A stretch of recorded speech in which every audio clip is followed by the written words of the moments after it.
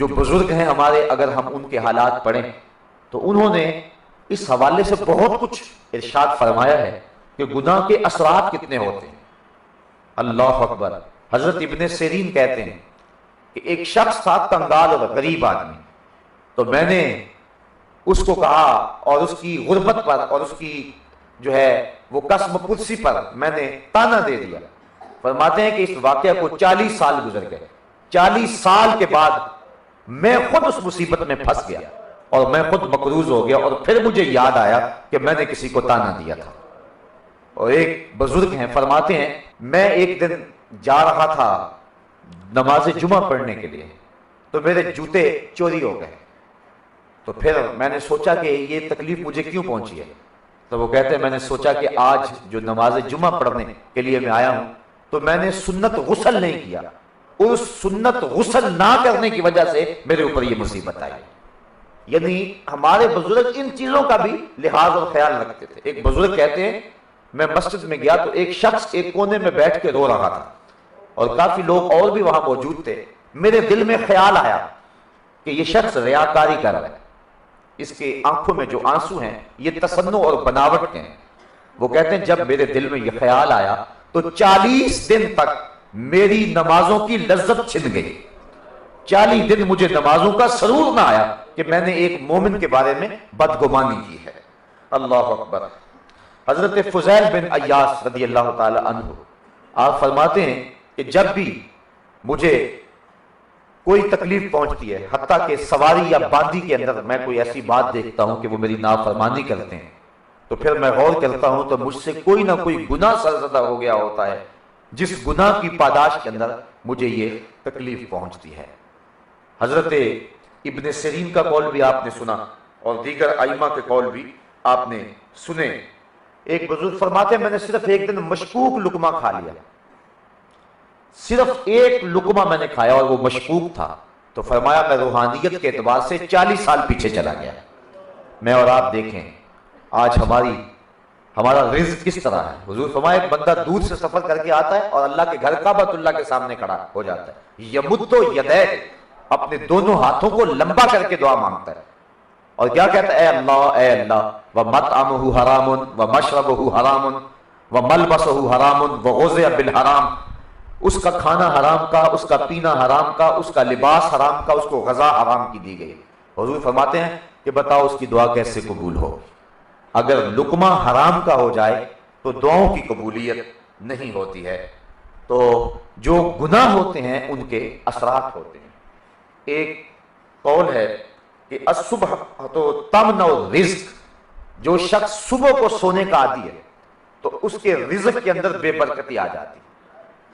جو شخص صبح اٹھتے ہیں اور پھر فوراً سوتے نہیں ہیں ان کے رزق میں برکت ہوتی ہے۔ تو انسان سے جو سستیاں اور کوتاہیاں ہوتی ہیں انسان کی زندگی پر اس کے اثرات مرتب ہوتے ہیں، لیکن جب کبیرہ گناہ انسان سے سرزد ہونے لگے تو پھر اس کے کتنے اثرات ہوتے ہیں اور انسان کو کتنا نقصان پہنچتا ہے۔ اس عنوان کے ساتھ ایک ایک کبیرہ اور اس کے نقصان گنوائے جا سکتے ہیں۔ جس طرح کہ حدیث میں آتا ہے کہ جس قوم میں زنا پھیل جاتا ہے اس قوم میں ایسی بیماریاں پھیلتی ہیں جن کا علاج کوئی نہیں ہوتا۔ جس طرح کہ آج کل ایڈز ان ممالک کے اندر پوری کثرت کے ساتھ موجود ہے جہاں زنا عام ہے، اسی طرح مختلف گناہ جب کسی قوم کے اندر پیدا ہوتے ہیں تو ان کے اندر اس کے اثرات بھی پیدا ہوتے ہیں۔ یہ ایک الگ عنوان ہے اور پھر گناہوں کی ایک لمبی فہرست اور پھر ان کے اثرات بد کی فہرست، لیکن مطلق گناہوں کے سرزد ہونے سے انسان کو جو نقصان پہنچتے ہیں آج کی اس نشست میں مختصر گفتگو میں اس عنوان سے آپ کے سامنے رکھوں گا۔ گناہ کے سرزد ہو جانے سے سب سے بڑا نقصان اور سب سے بڑا اثر یہ پڑتا ہے کہ بندے کا رب اس سے ناراض ہو جاتا ہے، اور اگر اللہ تعالیٰ ناراض ہو گیا، جو خالق ہے وہ ناراض ہو گیا، تو بتائیے بندے کے پلے کیا رہا؟ اگر ماں باپ ناراض ہو جائیں تو زندگی کا چین لٹ جاتا ہے۔ انسان جتنا مرضی اونچی ہواؤں میں اڑتا پھرے اس کے قلب کو تسکین نہیں ملتی، تو جس کا رب ناراض ہو جائے چاہے وہ کائنات کے سارے حسن کو کشید کر لے اس کے دل کو طمانینت نہیں ملتی۔ طمانینت تب ہی ملے گی جب رب راضی ہوگا۔ تو گناہوں کے من جملہ اثرات میں سے یہ بنیادی اثر ہے کہ جو کوئی شخص گناہوں کا ارتکاب کرتا ہے تو اس کا رب اس سے ناراض ہو جاتا ہے۔ حضور کی ناراضگی بھی اس کو جو ہے وہ اٹھانی پڑتی ہے، اور رب کی ناراضگی اور رب سے دوری یہ اس کے لیے ایک ایسی مصیبت ہے جو اس کے اوپر آن پڑتی ہے۔ اور جب رب ناراض ہو گیا تو پھر اس کے پلے کچھ نہ رہا۔ اگر رب راضی ہے تو سب راضی ہے، اگر رب راضی نہیں ہے تو پھر کچھ بھی نہیں ہے۔ تو یہ ہے پہلا نقصان جو کہ برائیوں اور بدیوں کے نتیجے کے اندر کسی شخص کو پہنچتا ہے۔ دوسرا، جب کوئی بندہ گناہ کرتا ہے تو برزخ میں، دنیا پر اور آخرت میں اس کو سزاؤں کا سامنا کرنا پڑے گا۔ اللہ چاہے تو اپنے کرم سے معاف فرمانے والا ہے، لیکن اس کے اوپر واجب نہیں ہے کہ وہ معاف کرے۔ وہ چاہے تو سزا دے اور چاہے تو معاف کر دے۔ تو جب کوئی شخص گناہ کر کے توبہ کر لیتا ہے وہ معاف کرنے والا ہے، لیکن اگر کوئی شخص ڈٹا رہتا ہے اور گناہوں پہ جمع رہتا ہے تو اللہ تعالیٰ جل شانہ اس بات پہ قادر ہے کہ اس کو سزا دے۔ وہ سزا دنیا میں بھی ملتی ہے، وہ سزا قبر میں بھی، اور وہ سزا آخرت میں بھی۔ مختلف گناہوں کی مختلف نوعیت ہے۔ علماء نے لکھا ہے کہ بعض گناہ ایسے ہیں کہ جن کی سزا دنیا میں ضرور ملتی ہے۔ ان میں سے ایک گناہ ہے والدین کی نافرمانی۔ جو شخص والدین کا نافرمان ہو، آپ اس شخص پہ نشان لگا لیں، آخرت میں اس کو جو رسوائی، ذلت، پریشانی اٹھانی پڑے گی وہ تو ہوگی۔ وہ شخص جو والدین کا نافرمان ہے وہ دنیا کے اندر بھی ضرور ذلیل و رسوا ہوگا۔ یہ اس کے برے گناہ کا خمیازہ ہے جو اس کو دنیا پہ بھگتنا پڑتا ہے۔ تو دنیا پر بھی، قبر میں بھی۔ حضور نے ارشاد فرمایا القبر روضۃ من ریاض الجنہ اور حفرۃ من حفر النیران۔ قبر جنت کے باغوں میں سے یا تو ایک باغ ہے یا جہنم کے گڑھوں میں سے ایک گڑھا ہے۔ تو اس کو جو گناہ کرتا ہے تو اس کو قبر میں بھی سزا ملے، اور پھر آخرت کی سزا اور جہنم کی سزائیں العیاذ باللہ۔ حضور علیہ السلام نے جبریل امین سے پوچھا مجھے جہنم کے عذابوں کا تذکرہ سناؤ، تو جبریل امین نے عرض کی حضور سب سے ہلکا عذاب جو جہنمی کو دیا جائے گا وہ یہ ہوگا کہ اس کے پاؤں میں آگ کے جوتے رکھے جائیں گے، باقی اس کا سارا بدن سلامت ہوگا، صرف پاؤں میں آگ کے جوتے پہنائے جائیں گے۔ اور اس کی کیفیت کیا ہوگی؟ یغلی منہما دماغو، اتنی حدت اور اتنی گرمی اور اتنی حرارت ہوگی کہ دماغ پگھل کے ناک اور کانوں کے راستے سے باہر آ جائے گا۔ یہ اس شخص کے عذاب کی کیفیت ہے جس کے پاؤں میں آگ کا جوتا ہے اور باقی جسم آگ سے بچا ہوا ہے، اور جو سراسر آگ میں ہے اور آگ کے اندر جس کو ڈھانپ دیا گیا ہے اس شخص پھر کیفیت کیا ہوگی؟ بعض چیزیں ہیں کہ ہم اس معاشرے کے اندر ان کو برا ہی نہیں سمجھتے۔ میں نے کل بھی عرض کیا تھا کہ جو شخص اپنی نظر کی پاکیزگی کا سامان نہیں کرتا اور غیر محرم کو شہوت کی نظر سے دیکھتا ہے، کل قیامت کے دن اس کی آنکھوں کو جہنم کی آگ سے بھر دیا جائے گا۔ اس بات پر بار بار سوچنے کی ضرورت ہے۔ آج یہ عیب اور یہ گناہ ہمارے معاشرے کے اندر سرایت کیے ہوئے ہے اور ہم اس کو عیب بھی نہیں سمجھتے ہیں، العیاذ باللہ۔ تو جس کے پاؤں میں جہنم کی آگ سے بنا ہوا جوتا رکھا جائے گا اس کا تو دماغ پگھل جائے گا، اور جس کی آنکھوں میں جہنم کی آگ بھر دی جائے گی اس کی کیفیت کیا ہو؟ تو دنیا کا خسران اور آخرت کا خسارہ اور قبر کی سختیاں اس شخص کو پہنچیں گی جو شخص گناہوں کی زندگی گزارنے والا ہے۔ گناہ کا ایک اور اثر یہ ہے کہ انسان کا دل سیاہ ہو جاتا ہے۔ حدیث شریف میں آتا ہے کہ جب کوئی شخص گناہ کرتا ہے تو اس کے دل پر ایک سیاہ نقطہ پڑتا ہے۔ اگر وہ توبہ کر لے تو مٹ جاتا ہے، اگر توبہ نہیں کرتا تو پھر دوبارہ گناہ کرتا ہے تو اس سیاہی کے ساتھ ایک اور سیاہی لگ جاتی ہے، پھر وہ گناہ کرتا ہے تو پھر سیاہی پھیلتی رہتی ہے، حتیٰ کہ ایک وقت آتا ہے اس کا پورا دل سیاہ ہو جاتا ہے۔ اور جب پورا دل سیاہ ہو جائے تو پھر نقصان یہ ہوتا ہے اس کو نیکی اور بدی کی تمیز نہیں رہتی۔ جو شخص پکا نمازی ہو، کسی دن رات دیر سے کہیں سے آیا ہو اور سو جائے اور اس کی نماز قضا ہو جائے تو اس کو کتنا قلق ہوتا ہے، کتنا دکھ ہوتا ہے کہ میری نماز قضا ہو گئی۔ اسی طرح کوئی گناہ سرزد ہو جائے تو جو نیکوکار شخص ہے وہ سخت پریشان ہوتا ہے کہ ہائے مجھ سے یہ گناہ سرزد ہو گیا. لیکن اگر وہ نمازیں چھوڑنے کا عادی بن جائے تو پھر پانچوں وقت مسجد سے اذان کی صدائیں بلند ہوتی رہتی ہیں، اس کو خبر بھی نہیں ہوتی. وہ لمبی تان کے سو رہا ہوتا ہے، اس کو رمضان میں بھی نماز نصیب نہیں ہوتی ہے. وہ گناہ پہ گناہ کرتا ہے، بدی پہ بدی کرتا ہے، یہاں تک کہ وہ انسانوں کا شکار کرتا ہے، وہ عزتوں کو لوٹتا ہے، وہ لوگوں کے خون چوستا ہے، وہ آبروؤں کو لٹیرا بن جاتا ہے. لیکن اس کے باوجود بھی اس کے ضمیر پہ کوئی بوجھ نہیں ہوتا ہے. اصل وجہ یہ ہے کہ اس کا دل سیاہ ہو گیا. جب دل سیاہ ہو گیا تو کوئی اور دھبا لگا تو اس کو محسوس نہ ہوا. تو یہ گناہ کی سزا ہے کہ جب کوئی شخص گناہ کرتا ہے تو اس کا دل سیاہ ہو جاتا ہے، سیاہ بھی ہو جاتا ہے اور سخت بھی ہو جاتا ہے. دعا کرو اللہ دل کو سختی اور سیاہی سے محفوظ فرمائے. دل ہی رہے تو اچھا ہے، اور اگر دل پتھر بن جائے تو پھر کسی انسان کی جو ہے وہ اندر کی کیفیت کے لٹ جانے کی اور کیا مثال دی جا سکتی ہے. گناہ کی من جملہ سزاؤں اور اثرات میں سے ایک اثر یہ ہے کہ توفیق حق سلب کر لی جاتی ہے. اللہ تعالیٰ خیر کی توفیق اس شخص کو نہیں دیتا. بعض لوگ ہوتے ہیں اللہ تعالیٰ جل شانہ ان کو نیکی کی توفیق دے دیتا ہے جبکہ ان کے پاس وسائل بھی نہیں ہوتے. اور بعض لوگ ایسے ہوتے ہیں کہ ان کے پاس نیکی کرنے کے اسباب موجود ہوتے ہیں لیکن اس کے باوجود ان کو نیکی کرنا میسر نہیں ہوتی، اس لیے کہ انسان نیکی خود کیسے کر سکتا ہے اگر اللہ توفیق عطا نہ کرے. تو جو شخص گناہوں کی زندگی گزارنے کا عادی ہو جاتا ہے وہ نیکی کی توفیق سے محروم کر دیا جاتا ہے اور اس سے حق سلب کر دیا جاتا ہے. اور یہ بہت بڑی سزا ہے کہ کسی شخص کو اچھائی کی جہاں مفت میں اچھائی ہاتھ میں آتی ہو.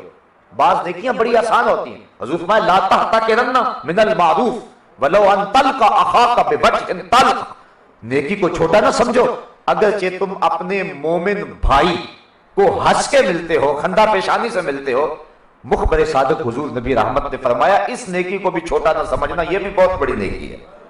بلکہ فرمایا جب دو مومن آپس میں مصافحہ کرتے ہیں تو ان کے ہاتھ جدا ہونے سے قبل دونوں کے گناہ معاف کر دیے جاتے ہیں. تو یہ کون سا مشکل کام ہے؟ کسی کو ہنس کے ملیں تو یہ کوئی مشکل کام ہے، لیکن کچھ لوگوں کو اس کی بھی توفیق نہیں ہوتی ہے. ان کے ماتھے پہ ہر وقت تیوری ہوتی ہے، ہر وقت غصے میں ہوتے ہیں جس طرح لڑکے آئے ہوں. بعض لوگ اپنے ہاتھ سے دیتے ہیں اور بعض لوگ ترغیب دے دیتے ہیں اور کوئی خیرات کرتا ہے ان کو بھی ثواب ہوتا ہے. اور بعض لوگ جو ہیں وہ ان کی حالت یہ ہوتی ہے کہ ایک شخص کو اس طرح کا مرض تھا، وہ گھر گیا تو بیوی نے کہا کہ آج بڑے پریشان ہو، اللہ کی راہ میں کچھ دے آئے ہو؟ اس نے کہا میں نے کچھ نہیں دیا. تو کہا پھر اتنے پریشان کیوں؟ اس نے کہا کسی کو دیتے ہوئے دیکھ آیا ہوں. تو کچھ لوگ ایسے ہوتے ہیں کہ ان کو جو ہے وہ نیکی خریدنے اور نیکی کرنے کی توفیق ہی میسر نہیں آتی، جبکہ بعض مواقع ایسے ہوتے ہیں کہ نیکیاں بالکل آسان ہوتی ہیں انسان کے لیے تو وہ ان مواقع پر بھی نیکی حاصل نہیں کر سکتے. اور بندہ سوچتا ہے کہ یار اس کے ہاتھ میں یہ دولت آ گئی تھی، یہ نیکی کر سکتا تھا لیکن اس نے کیوں نہیں کی. یہ گناہوں کی زندگی گزارنے اور گناہوں میں منہمک رہنے کی سزا یہ ہے کہ انسان کو اللہ تعالیٰ نیکی کی توفیق نہیں دیتا. بعض اوقات وہ بالکل قریب پہنچ جاتے ہیں لیکن نیکی کی توفیق نہیں ہوتی، اور بعض اوقات جو ہے وہ انسان اس کے ظاہری اسباب نہیں بھی پاتا لیکن اللہ تعالیٰ اس کے لیے راستے ہموار کر دیتا ہے، اس کو نیکی کی توفیق عطا فرما دیتا ہے. اللہ تعالیٰ جل شانہ کسی سے توفیق حق سلب کر لے، اچھائی سلب کر لے، یعنی اس کی کوئی قیمتی متاع ہدایت سلب کر لے تو یہ بھی گناہ کی سزا کی ایک صورت ہے. اللہ تعالیٰ جل شانہ اس کی قیمتی متاع کو اس سے واپس لے لے. اس کی ایک مثال میں آپ کے سامنے رکھتا ہوں کہ ایک شخص عیسائی ہو گیا، مسلمانوں کو پریشانی ہوئی، اچھا بھلا متقی پرہیزگار نمازی شخص تھا، عیسائی کیوں ہو گیا؟ چند علماء مل کے گئے کہ اسے پوچھیں کہ اسلام کی کس چیز سے تو بدزن ہوا ہے اور عیسائیت کی کس قدر سے متاثر ہوا ہے، اور اس کو اسلام کا تفوق اور اسلام کی سربلندی اور اسلام کی سچائی کے دلائل دیں اور وہ واپس پلٹ کے جو ہے وہ کفر سے اسلام کی طرف آ جائے. اس کی بستی میں، اس کے گاؤں میں لوگ پہنچے. علماء کرام نے کہا کہ تو اسلام سے بدزن ہو گیا اور کفر عیسائیت میں چلا گیا، کون سی اسلام کی قدر تھی جس نے تجھے دور کیا اور عیسائیت کی کس قدر نے تجھے قریب کیا؟ تو وہ کہنے لگا اصل ہوا اس طرح کہ ایک دن سردیوں کے موسم میں میں وضو کر کے نماز کی تیاری میں بیٹھا تھا، ادھر اقامت ہو گئی، ادھر میرا وضو جاتا رہا. پہلے بڑی مشکل سے وضو کیا تھا تو میں دوبارہ وضو کرنے کو شاق سمجھا، اور میں مصلی پہ کھڑا ہو گیا، لیکن میں ڈرتا رہا کہ اللہ کے قہر کی کوئی بجلی میرے اوپر نازل نہ ہو جائے کہ میں مصلی رسول کی توہین کر رہا ہوں۔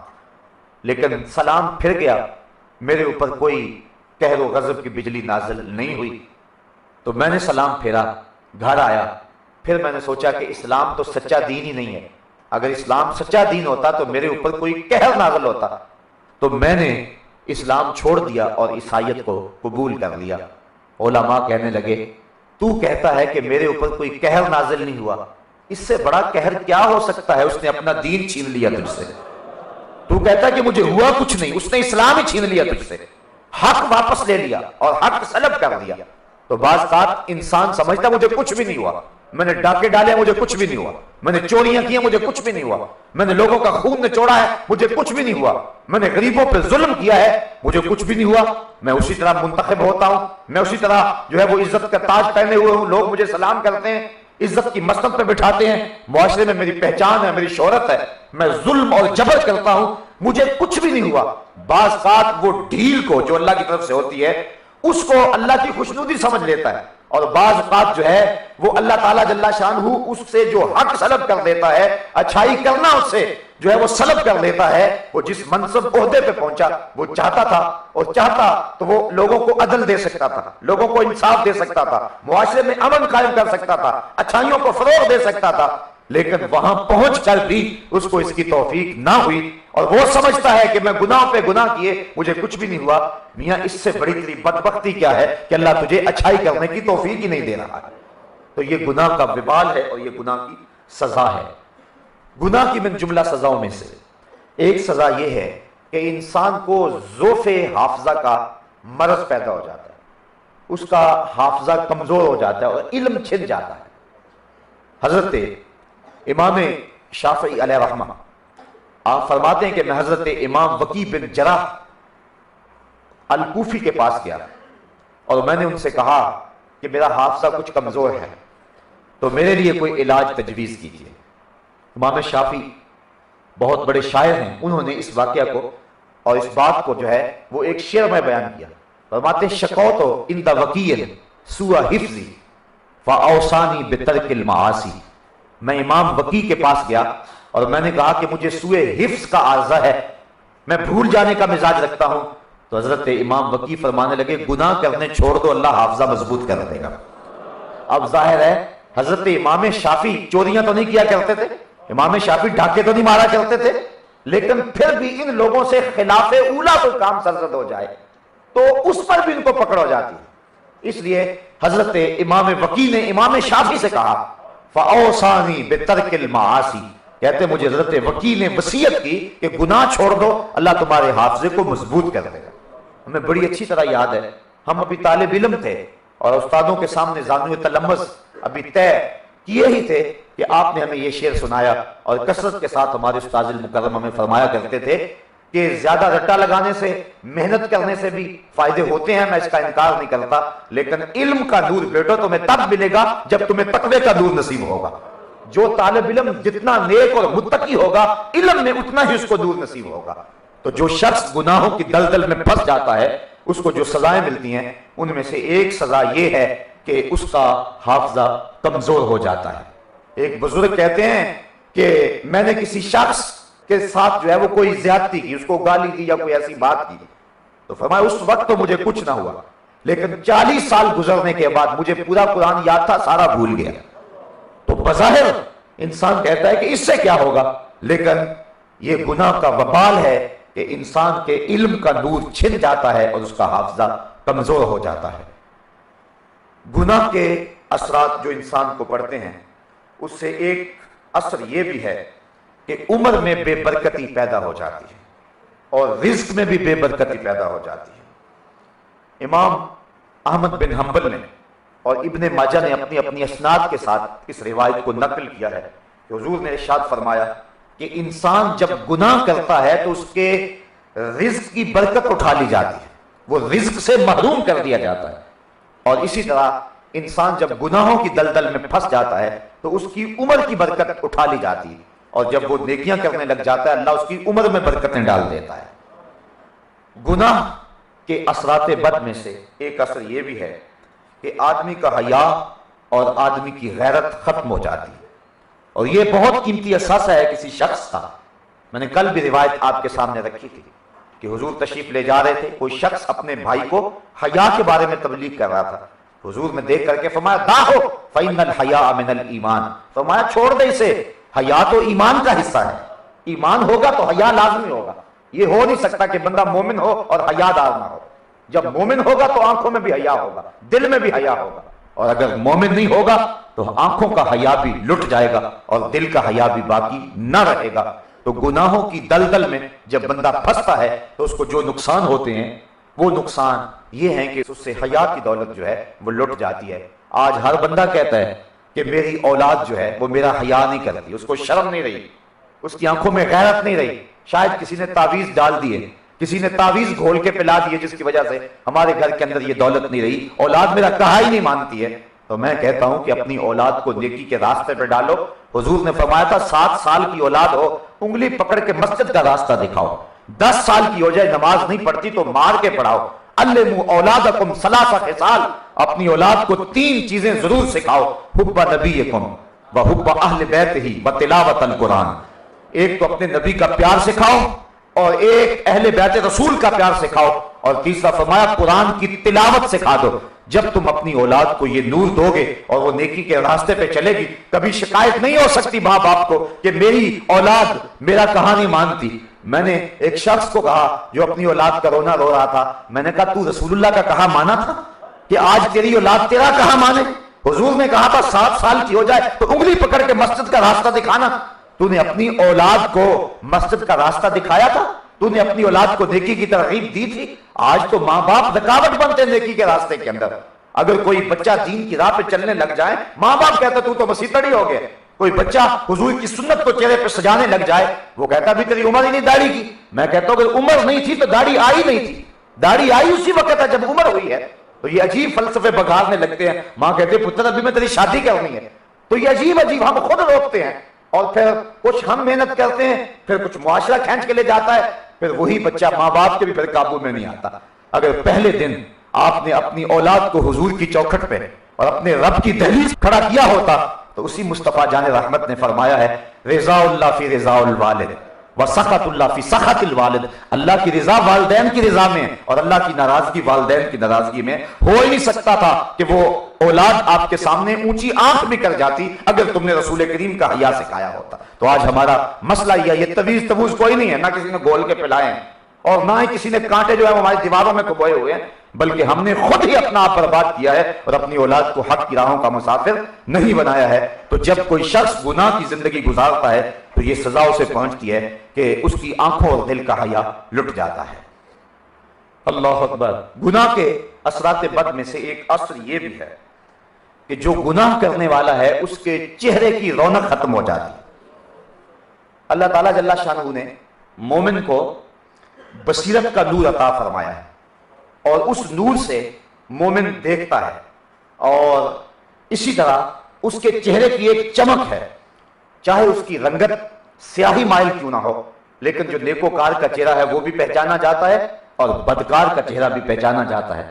بعض علماء نے لکھا ہے کہ آنکھوں کے اندر جو نیکوکار ہوتا ہے اس کی آنکھوں کے اندر ایک کشش ہوتی ہے جو لوگوں کو اپنی طرف کھینچتی ہے، اور جو بدکار ہوتا ہے اس کی آنکھیں بے رونق اور بے نور ہوتی ہیں۔ جس طرح بصیرت کا نور اس کے پاس نہیں ہے، اس طرح اس کی آنکھیں بے رونق بھی ہوتی ہیں۔ تو برائی سے انسان کا چہرہ بگڑ جاتا ہے۔ نہیں تو دیکھ لو، جو ظالم ہوگا، جو جابر ہوگا، جو اللہ کی حدوں کو پامال کرنے والا ہوگا، اس کا چہرہ جو ہے وہ بگڑا ہوا ہوگا، اور جو سحری کے وقت اٹھ کے آنسو بہانے والا ہوگا، آپ صبح دیکھیں گے اس کے چہرے پہ نور آپ کو نظر آئے گا۔ تو اہل اللہ کے چہرے، اللہ اکبر، اور برے لوگوں کے چہرے جو ہیں وہ صاف دکھائی دیتے ہیں، پتہ چلتا ہے۔ اور جو ہے وہ ایمانی نظر سے دیکھنے والا ہو، دقت نظر رکھتا ہو، بالخصوص جس کو تقوی کا نور حاصل ہو، وہ چہرے سے پہچان جاتا ہے۔ اللہ اکبر، چہرے پہ لکھا ہے۔ بلکہ مومن کی شان یہ ہے، حضور فرمایا اتقوا فراست المومن فإنه ينظر بنور اللہ تعالی، مومن کی فراست قلبی سے ڈرا کرو، وہ اللہ کے دیے ہوئے نور سے دیکھتا ہے۔ ایک تو عام روشنائی ہے، لیکن مومن کو اللہ فراست کا نور دیتا ہے، لیکن گناہ کرنے والے سے یہ وہ نور چھین لیا جاتا ہے۔ ایک عیسائی نے یہ حدیث پڑھی کہ مومن کی فراست قلبی سے ڈرو، وہ اللہ کے دیے ہوئے نور سے دیکھتا ہے۔ اعلیٰ حضرت نے اس کو ملفوظات میں لکھا ہے۔ اس نے زنار پہنی، اوپر عبا پہنی، اور اس سر کے اوپر امامہ باندھا اور مسلمانوں والی شکل بنائی، اور اس دور کے ایک بہت بڑے ولی کے پاس گیا، کہا مومن کی فراست قلبی سے ڈرو، وہ اللہ کے دیے ہوئے نور سے دیکھتا ہے، حضرت بتائیے اس کا مفہوم کیا ہے؟ وہ بزرگ فرمانے لگے اس کی یہ تشریح ہے، اس کی یہ تشریح ہے۔ وہ عیسائی نصرانی دل ہی دل میں ہنسنے لگا، اگر حدیث سچی ہوتی یا یہ اللہ کا ولی ہوتا تو بتاتا نا میرے اندر کیا ہے۔ تو پھر دوسرے کے پاس گیا، اس نے بھی کوئی تشریح بیان کی، تیسرے کے پاس گیا، اس نے بھی کوئی تشریح بیان کی، 69 اولیاء کے پاس گیا، سب نے یہی تشریح بیان کی، کوئی ادھر کی ادھر، کوئی اس کی کوئی تشریح، کوئی فنی اس کی تشریح بیان کی۔ حضرت جنید بغدادی کا دربار لگا ہوا تھا، جا کے بیٹھ گیا، واز ختم ہوا، فرمایا کسی نے کوئی پوچھنا ہو تو آگے آ جائے۔ اسی نے پوچھنا تھا، قریب ہو گیا، کہنے لگا حضرت اتقوا فراست المومن فإنه ينظر بنور اللہ، مومن کی فراست قلبی سے ڈرو، وہ اللہ کے دیے ہوئے نور سے دیکھتا ہے۔ اس کا کیا مطلب ہے؟ حضرت جنید بغدادی نے غور سے دیکھا اور مسکرا کے کہا اس کا مطلب یہ ہے کہ نصرانیت چھوڑ دے، زنار توڑ دے اور محمد عربی کا کلمہ پڑھ لے، یہ ہے اس کا مطلب۔ کہنے لگا حضرت ایک میرا سوال اور رہ گیا کہ آپ سے قبل میں 69 لوگوں کے پاس گیا ہوں، انہوں نے نہیں بتایا، تو کیا وہ ولی نہیں تھے یا کوئی اور وجہ تھی؟ فرمایا وہ ولی تھے۔ تو کہا پھر انہوں نے کیوں نہیں دیکھا؟ فراست کا نور ان کے پاس نہیں تھا؟ کہا تھا۔ تو کہا پھر انہوں نے کیوں نہیں بتایا؟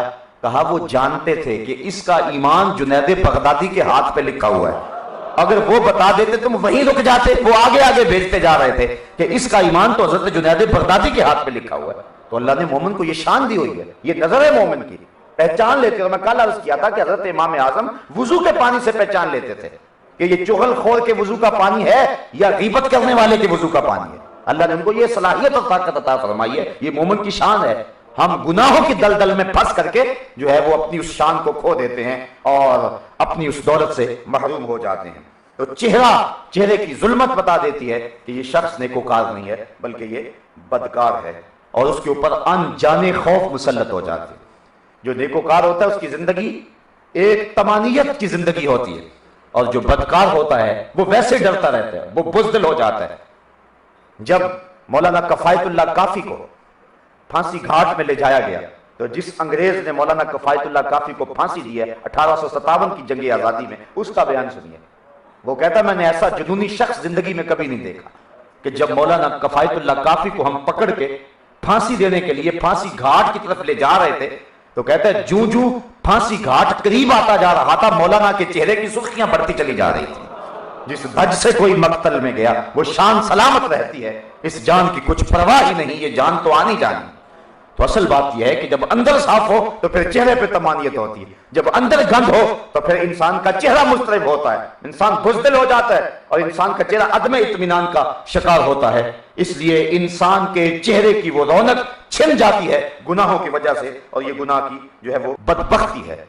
اچھا، گناہ کی ایک اور بدبختی بھی ملاحظہ کیجیے، اور گناہ کا ایک اور اثر بھی دیکھیے۔ جس طرح نیکی کو جنم دیتی ہے، پیسے سے پیسہ کمایا جاتا ہے، اسی طرح بدی کو جنم دیتی ہے۔ ایک شخص ایک برا کام کرتا ہے تو پھر اس کو کئی برے کام کرنے پڑتے ہیں، جس طرح کہ وہ کہاوت مشہور ہے کہ ایک جھوٹ کو چھپانے کے لیے 100 جھوٹ بولنے پڑتے ہیں، اور انسان جو ہے وہ اپنے عیب کو چھپانے کے لیے کیا کچھ کرتا ہے۔ تو ایک عذر گناہ بدترس گناہ والی بات ہے، تو بدی کو جنم دیتی ہے۔ جب ایک شخص گناہ کرتا ہے تو پھر کئی گناہ کرتا ہے۔ جب شراب پیے گا تو پھر شراب کے گناہ سے زنا بھی جنم لے گا، جوا بھی جنم لے گا، بد نظری بھی جنم لے گی، ڈاکے اور چوریاں بھی جنم لیں گے، ایک گناہ کی وجہ سے کئی گناہ جنم لیں گے۔ تو یہ گناہ کی نحوست ہے۔ بعض بندہ کہتا ہے کہ چلو میرے میں صرف یہ غلطی ہے، لیکن وہ ایک غلطی انسان کو کئی گناہوں کی طرف لے جاتی ہے، اور پھر انسان کا پورا ضمیر گناہوں کے گند سے جو ہے وہ میلا کچیلا ہو جاتا ہے۔ یہ گناہ کی ایک سزا ہے اور گناہ کا ایک اثر بد ہے۔ اللہ اکبر۔ گناہ کا ایک اثر یہ ہے کہ اس سے بہر و بر میں فساد پیدا ہو جاتا ہے۔ یہ ظاہری حالات ہے، جس معاشرے میں گناہ ہوگا اس معاشرے میں طمانیت نہیں ہوگی، فساد اور شر ہوگا۔ جس محلے میں چور ہوں گے، جس محلے میں ڈاکو ہوں گے، جس محلے میں کوئی شرابی رہتے ہوں گے، آپ دیکھیں گے اس محلے میں چین نہیں ہوگا، اس محلے میں کسی کی عزت محفوظ نہیں ہوگی۔ تو یہ یعنی سزائے بد ہے گناہ کی، کہ معاشرے کا امن، طمانینت اور چین لٹ جاتا ہے، دل اور بدن کمزور ہو جاتے ہیں، اللہ کی ناراضگی مول لینا پڑتی ہے اور انسان کے پلے